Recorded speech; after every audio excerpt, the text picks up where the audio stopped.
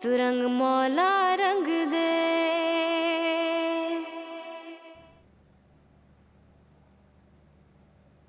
आयरा, अस्सलाम वालेकुम। वालेकुम अस्सलाम। कैसी हो तुम? ठीक तो हो ना? वो दरअसल सुबह गिर गई थी आयरा, सारा दिन हॉस्पिटल में गुजरा। क्या तुमने मुझे बताया क्यों नहीं? नहीं, इतनी परेशानी की बात नहीं है। क्या मतलब? ऐसी बात नहीं थी, हालत देखो अपनी। घर पहुंचकर असल में आराम करने का बिल्कुल मौका नहीं मिला। आयरा प्लीज थोड़ी देर के लिए जाकर सो जाओ। नहीं, मैं ठीक हूँ जुनैद। अभी आप समझाइए ना इसे। चलो चलो मेरे साथ।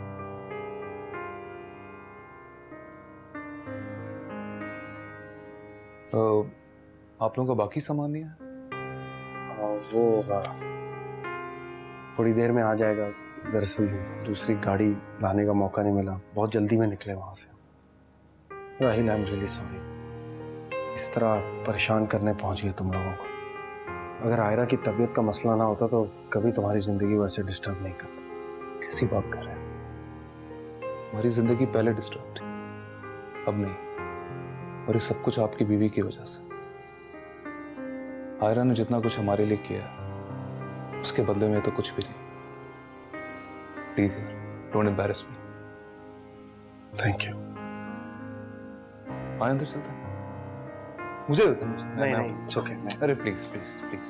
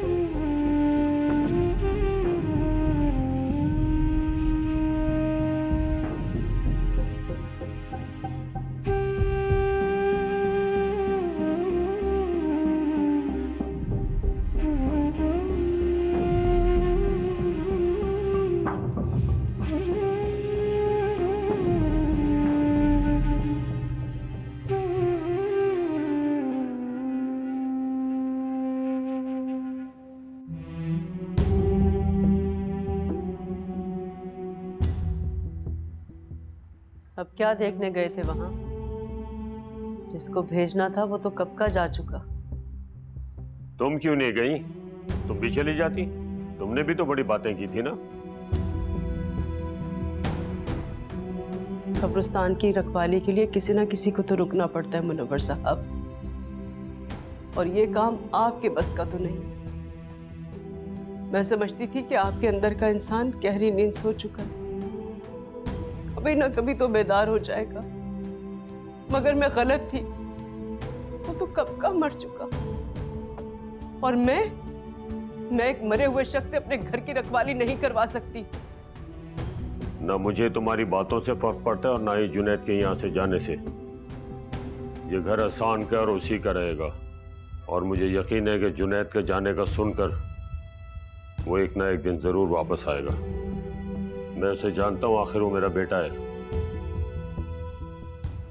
मैं दुआ करती हूँ कि आपका बेटा जल्द से जल्द वापस आ जाए, ताकि आपको इस बात का अंदाजा हो जाए कि आपका असल बेटा है कौन।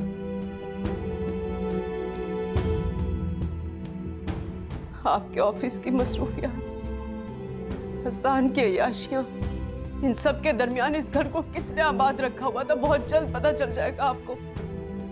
फिलहाल तो आप जाएं और जाकर अपनी जीत का जश्न मनाएं, क्योंकि आज की रात बहुत बड़ी है आपके लिए।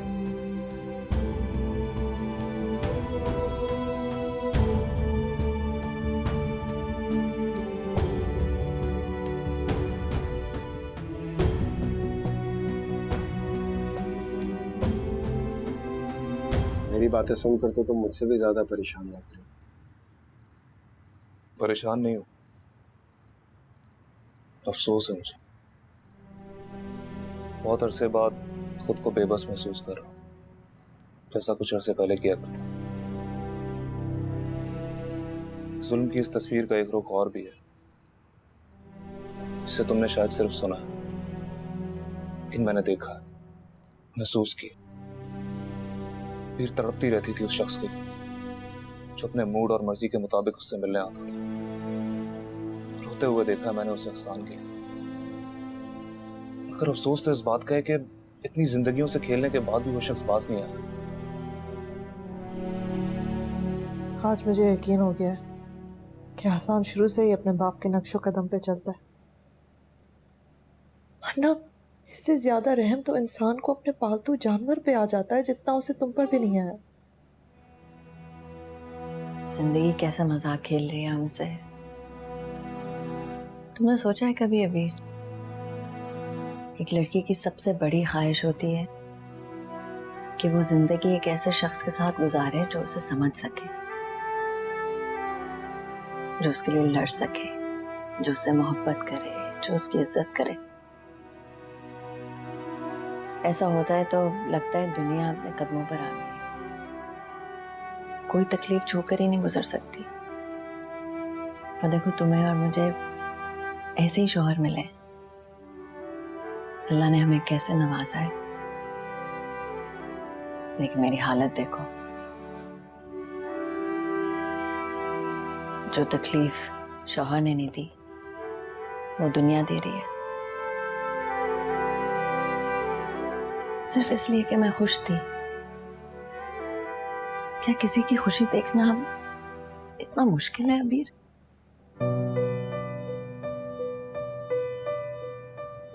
जो कुछ भी हुआ, जो कुछ भी हो रहा है, मैं फिर भी इस हकीकत से कभी इनकार नहीं करता कि मैंने हसन को हमेशा अपना भाई माना है और मानता रहूंगा। पता नहीं वो कहाँ है, किस हाल में। मैं बस चाहता हूँ कि वो घर आ जाए और कुछ नहीं चाहिए मुझे। किस मिट्टी से बने हो यार तुम? जिस शख्स ने तुम्हारी जिंदगी बर्बाद कर दी, तुम्हें दरबदर कर दिया, बेइज्जत किया, उसी के लिए दुआएं कर रहे हो। उसी मिट्टी से बनाओ जिस मिट्टी से तुम बने हो, और ये कभी नहीं भूलता कि एक दिन आखिर मुझे वापस उसी मिट्टी में मिल जाना। नफरतों के बोझ लेकर नहीं जाना चाहते, बस सबको खुश देखना चाहता। आयरा से नहीं कहता मैं, लेकिन इस वक्त मेरा जहन जितना जहनी दबाव का शिकार है मैं बता नहीं सकता तुम्हें राही। घर की टेंशन, जॉब की टेंशन, पता नहीं कैसे हो गया सब। समझता हूं, मेरा मशवरा यही है कि जो जॉब तुम अभी कर रहे हो तो चुपचाप वही करते रहो। तुम जितने दिन चाहे इस घर में रह सकते हो, घर की कोई टेंशन नहीं है। इस घर की तलाश जारी रखो। तुमने फिर से तो नींद की दवाई नहीं ली है ना? क्या फर्क पड़ता है? फर्क पड़ता है आयरा। क्या तुम्हारे दुश्मन कम है कि तुम अपनी सबसे बड़ी दुश्मन बन गई हो? अपनी दुनिया को अपने हाथों से मत उजाड़ो आयरा। किस दुनिया की बात कर रही हो तुम अभी? कौन सी दुनिया? जिस दुनिया का मैं एक हिस्सा हूं, या वो दुनिया जो जुनैद और मैं कोशिश कर रहे हैं बनाने की? इस दुनिया में हर एक ने अपनी अलग ही दुनिया बनाए रखी है। हम सब एक साथ होते हुए भी इतने अजनबी हैं। मुनव्वर अंकल को एक दफा भी जुनैद की तकलीफ का एहसास नहीं हुआ। और हसन को अल्लाह के इंसाफ से कोई खौफ ही नहीं है।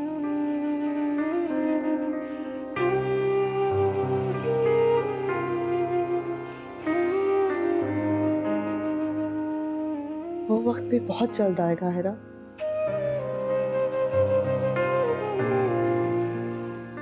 लेकिन ये वक्त इन बातों को सोचने का नहीं है। अभी तुम्हारा आराम करने का टाइम है। बस लेट जाओ तुम, चलो लेट जाओ। मैं जुनैद बाइक भेजती हूँ अंदर।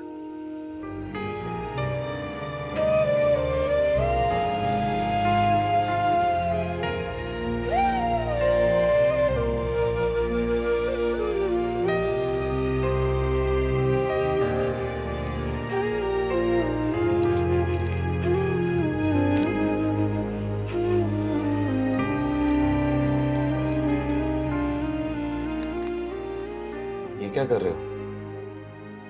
सुबह मदरसे जाने की तैयारी। ये सामान साथ लेके जाना है क्योंकि मुझे बुखार है, तो आपकी मदद चाहिए होगी मुझे। आपको मेरे साथ चलना पड़ेगा। नहीं, मैं वहां वापस नहीं जाऊंगा।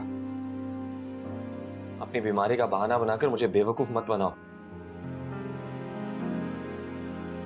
और अगर बीमार हो तो आराम करो। ये सब क्या कर रहे हो? औलाद की खातिर करना पड़ता है। कल मेरे बेटे की सालगिरह, अगर वो होता तो आज उसके केक पे 5 मोमबत्तियां जल रही होती।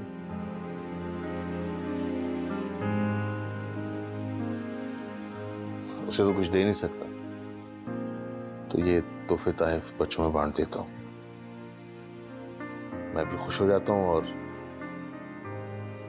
शायद उसकी रूह भी खुश हो जाती हो।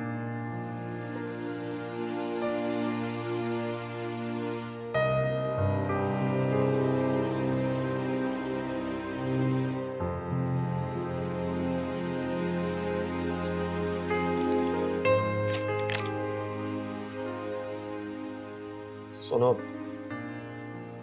मैं सोने लगा हूं। सुबह जाने से पहले मुझे उठा देना। मैं भी तुम्हारे साथ चलूंगा।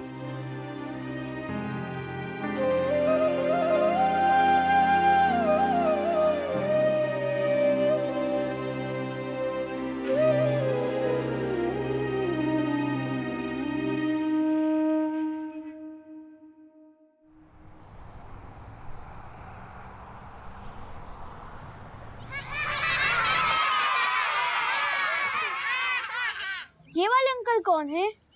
ये मेरे दोस्त हैं और आप सबसे मिलने आए हैं। आपके हाथ में क्या है? आपको पता है, फिर क्यों पूछ रहे हो आप? हाँ? आप सबको पता है कि आज क्या है?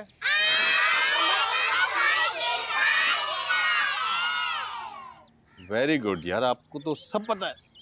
तो अब आप में से कोई बच्चा शोर नहीं मचाएगा, कोई भगदड़ नहीं मचाएगा। सबको गिफ्ट्स मिलेंगे, ठीक है? वेरी गुड, शाबाश। बैठो, मैं दे देता हूं।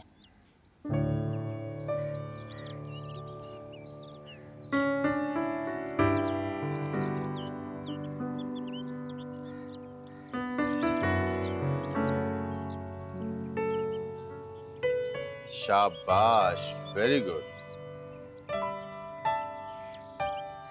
अंकल आपका नाम क्या है?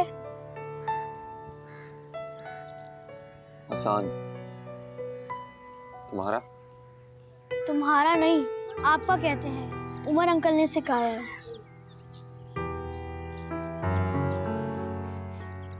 क्या नाम है आपका? उमर अंकल मुझे रजा कहते हैं। दूसरा नाम पता नहीं। दूसरा नाम? जो अम्मी अब्बू ने रखा था। आप उमर अंकल के साथ रहते हैं? हाँ। आपके भी अम्मी अब्बू नहीं है?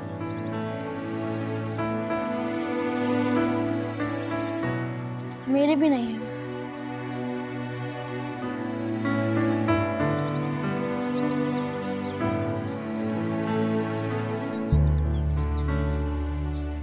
रजा बेटा, बस बातें बहुत हो गई हैं। अब सबको गिफ्ट्स मिलेंगे, ठीक है? चलो भाई। ये तो भाई आपका है गिफ्ट। ये आपका है, ये इनका है, ये आपका था भाई।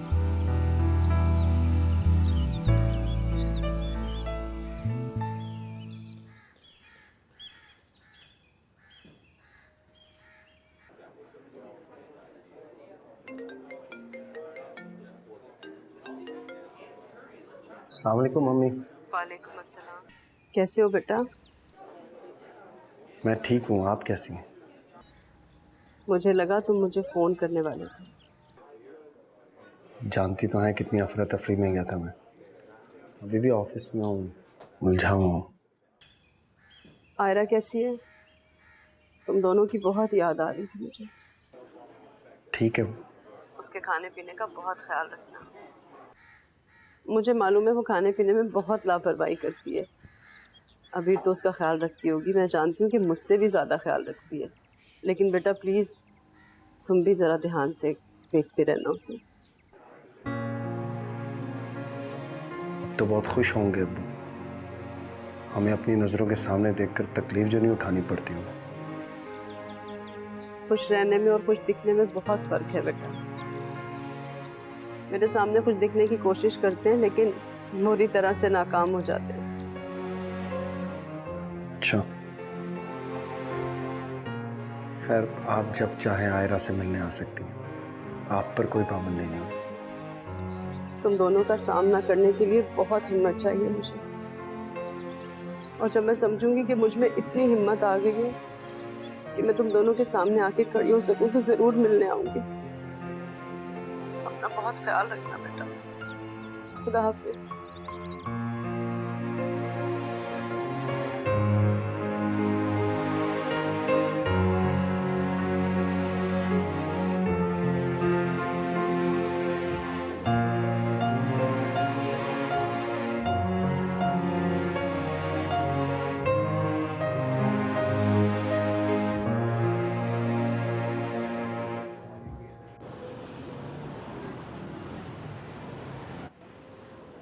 सुल्तान भाई 1 किलो दही दीजिएगा।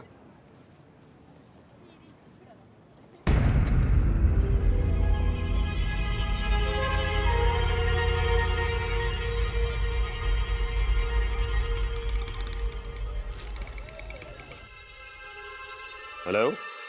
हेलो सर, मैं शाकिर बात कर रहा हूँ सर। शाकिर? सर वही अकाउंट्स डिपार्टमेंट वाला, अक्सर आपके पास आता रहता हूँ। इस वक्त क्यों फोन किया तुमने मुझे? सर मैंने हसन साहब को अभी यहाँ देखा है, वो यही है। क्या तुम्हें यकीन है? तुम कहाँ हो इस वक्त? सर मैं दिल्ली मार्केट के पास हूँ, हसन साहब भी यही है, आप फौरन पहुंचे।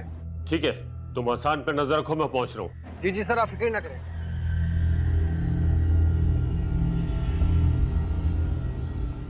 ये कहाँ चला गया?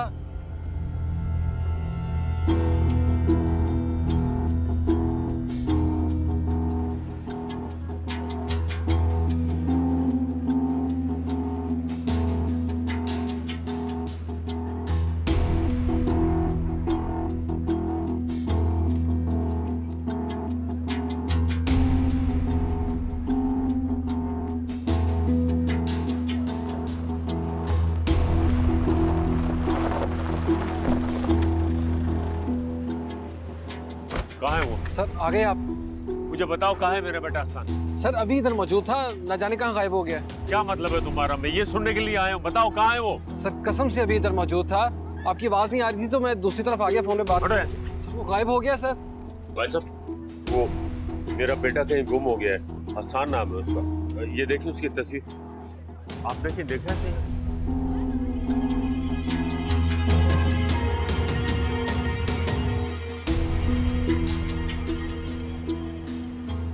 वो नहीं जी, मैंने नहीं देखा।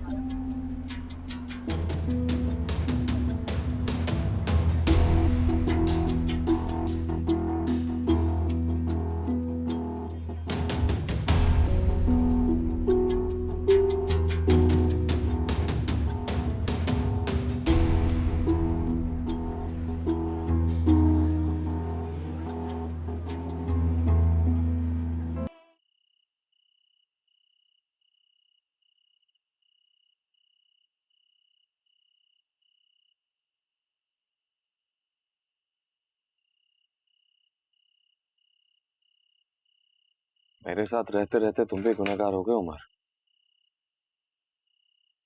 इतनी आसानी से झूठ बोल दिया कि तुम मुझे नहीं जानते।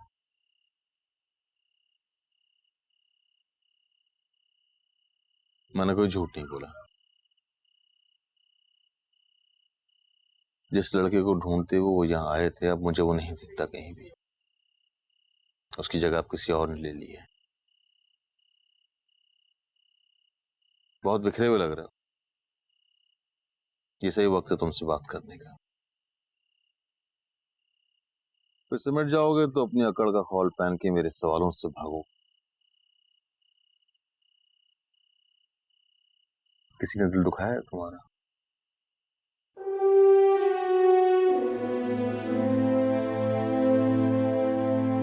हाँ। तुमने क्या किया? माफ किया? नहीं। मेरी तबीयत में माफ करना नहीं है।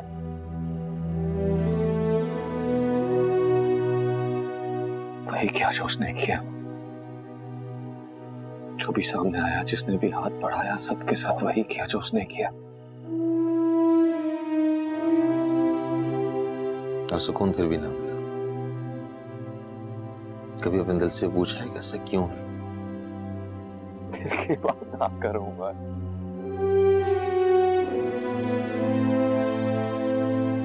एक बात तो बताओ उमर, दिल का कोई मजहब होता है क्या?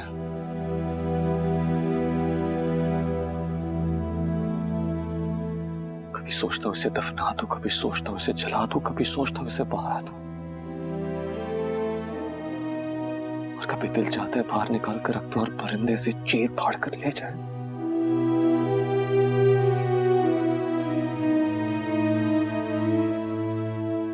जिसमें एहसास बाकी हो उनके साथ मुर्दों वाला सलूक नहीं करते। ये एहसास ही तो है जो इस वक्त तुम्हारी आंखों में पानी बन के उतर रहे।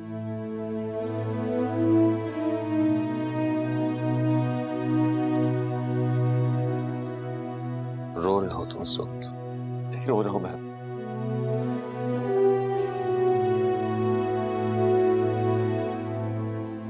कुछ देर खामोश हो जाओ। आंसुओं की अपनी एक ज़बान होती है,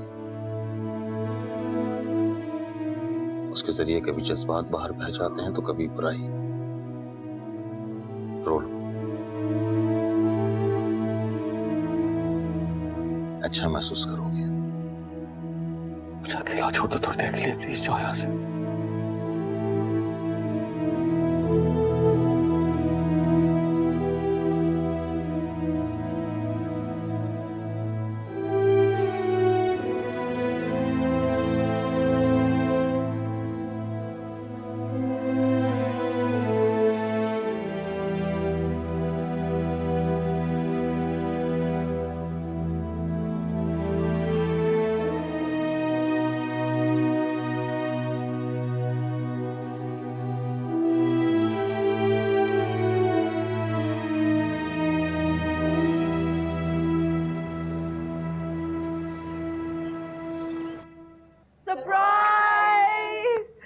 गॉड, ये क्या हो रहा है? मैंने तुम्हारे लिए प्लान किया। कॉन्ग्रेचुलेशन। इस रफ्तार से जुनैद भाई घर ढूंढ रहे थे, मुझे लगा मौका ही नहीं मिलेगा। आओ सबसे मिलो। वाह अम्मी, आपको देखकर इतनी खुशी हो रही है मुझे। तुम्हारे और जुनैद की मोहब्बत में हूँ, और अभी ने इतने प्यार से बुलाया था तो क्या नहीं आती? चले, आई थिंक अब हमें केक काट लेना चाहिए, वरना आपके दिलों की तरह ये केक भी पिघल जाएगा। अरे जुनैद आओ ना इधर।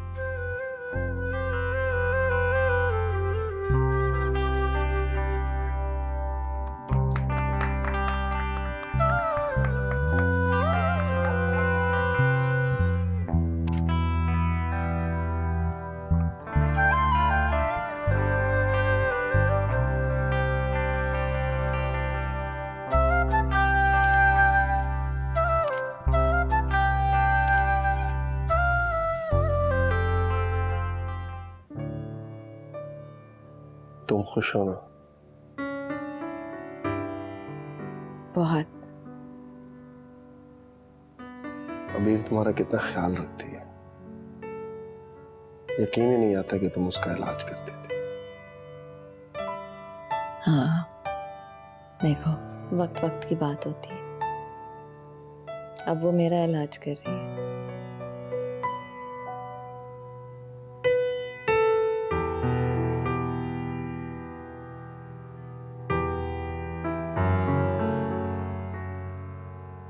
क्या बात है? थक गया हूं थोड़ा। नई जगह, नया काम, नए लोग, ऊपर से घर की भाग दौड़। कल फिर स्टेट एजेंट से मिलना है।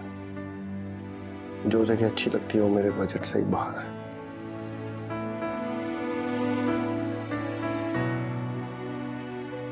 एक बात पूछूं? बुरा तो नहीं मानोगे? नहीं नहीं, पूछो। तुम हमेशा खर्चे के बारे में इतने मोहतात रहे हो, हमेशा सेविंग्स की है, फिर इस वक्त इतनी मुश्किल क्यों हो रही है?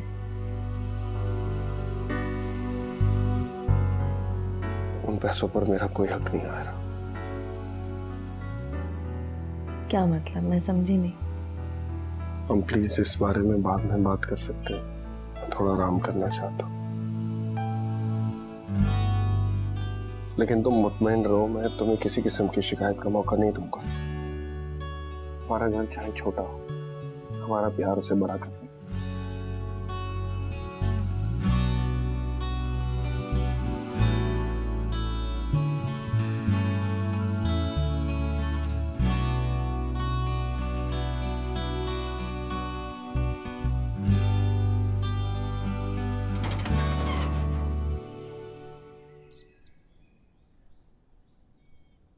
हसन साहब, मैं आपके लिए कुछ कपड़े खरीद के लाया हूँ। शर्ट्स अच्छी नहीं मिली, लेकिन फिर भी एक नजर देख लें आप। हसन साहब, हसन साहब,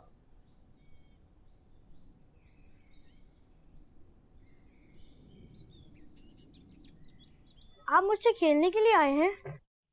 हाँ, घर में बोर हो रहा था। आप अपने भाई के साथ भी यही गेम खेलते हैं? मेरा कोई भाई नहीं है। तुम हमेशा इस तरह के मुश्किल सवाल क्यों पूछते हो? क्यों? उमर अंकल आपके भाई नहीं है? हाँ है। तो वो आपके साथ क्यों नहीं आए? उन्हें नहीं पता कि मैं यहाँ हूँ इस वक्त।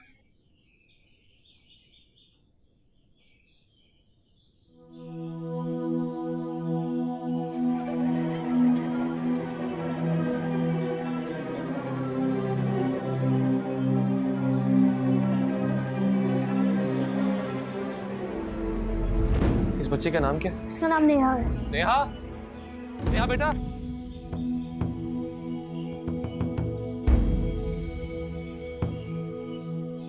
नेहा,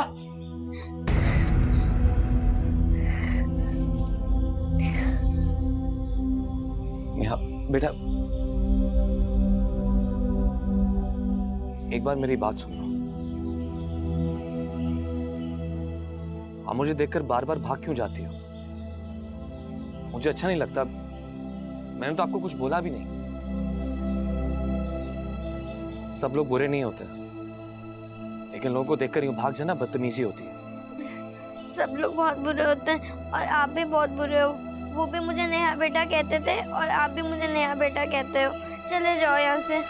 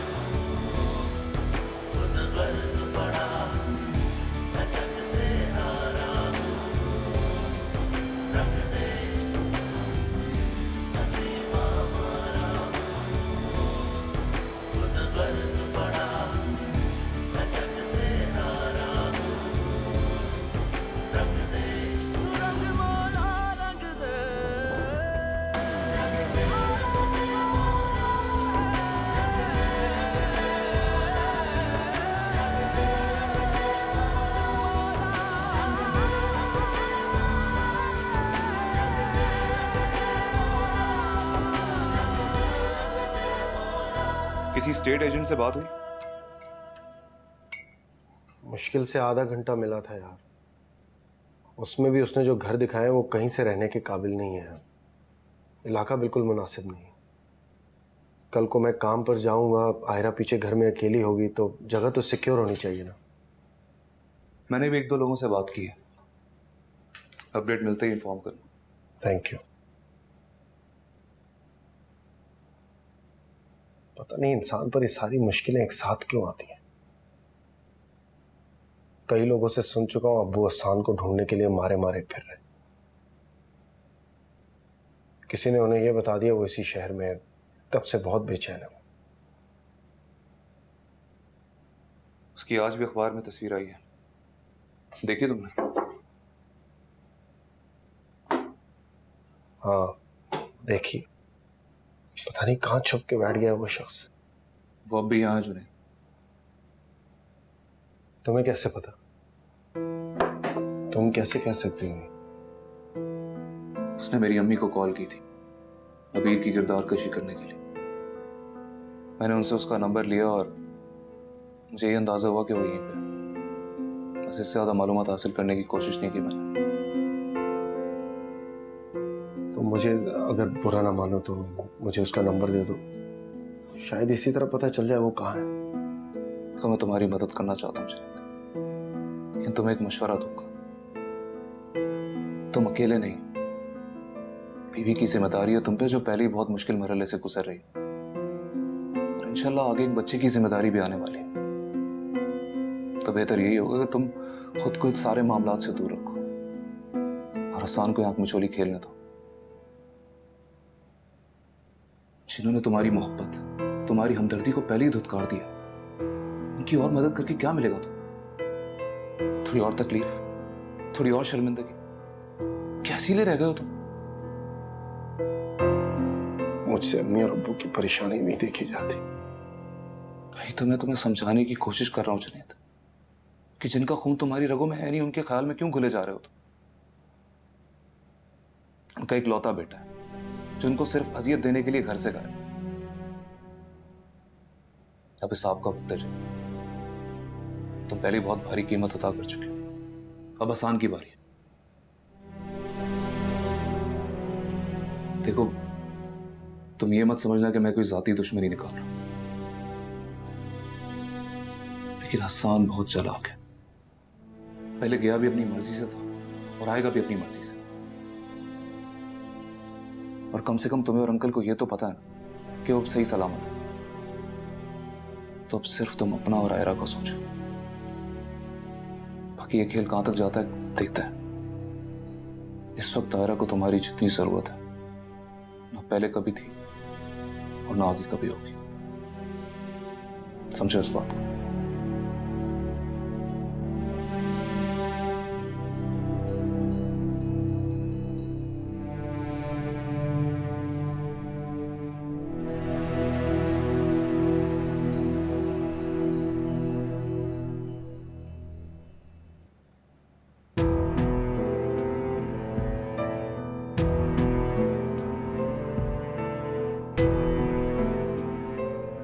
अगर तुम मुझसे ये पूछने आए हो कि तुम्हारी बेटी कहाँ है, तो बेहतर है अपने दामाद से कांटेक्ट करो।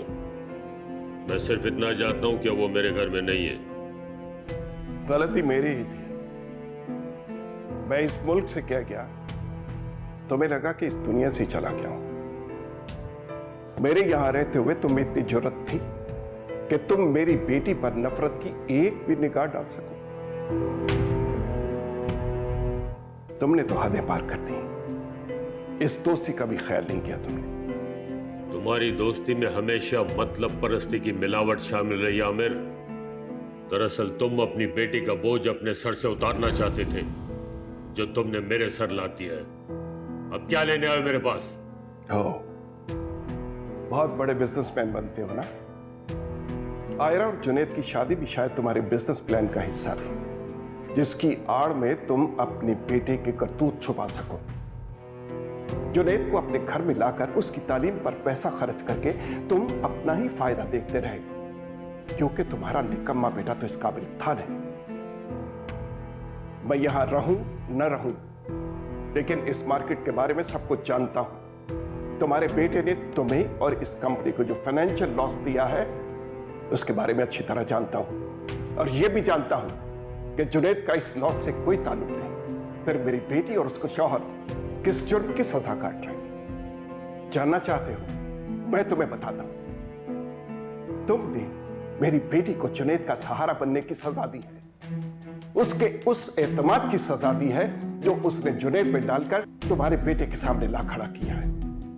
तुम उसकी खामोशी और उसकी झुकी हुई नजरों के आदी हो चुके थे। उसका अपने हक के लिए बोलना तुमसे बर्दाश्त नहीं हुआ। तुम जलते हो उसकी खूबियों से जो तुम्हारे बेटे में दूर दूर तक नहीं है। तुम ये बात एक्सेप्ट नहीं कर सके कि उसके गरीब मां बाप ने अपने बेटे की चंद सालों में जो तरबियत की है, तुम इस पूरी शान शौकत के साथ अपने बेटे की नहीं कर सके। तुम एक नाकाम इंसान हो।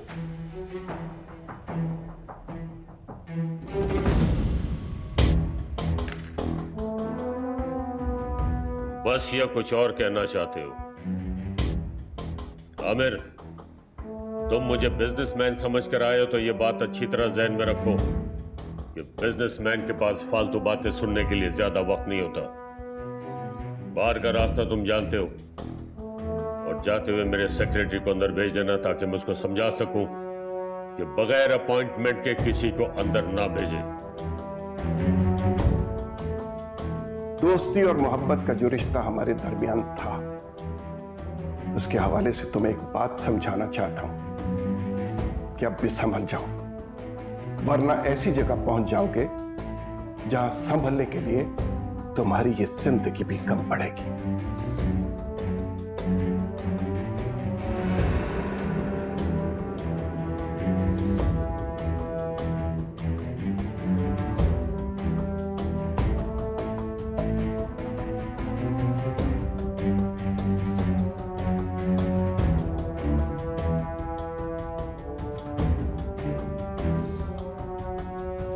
तू रंग मौला रंग दे,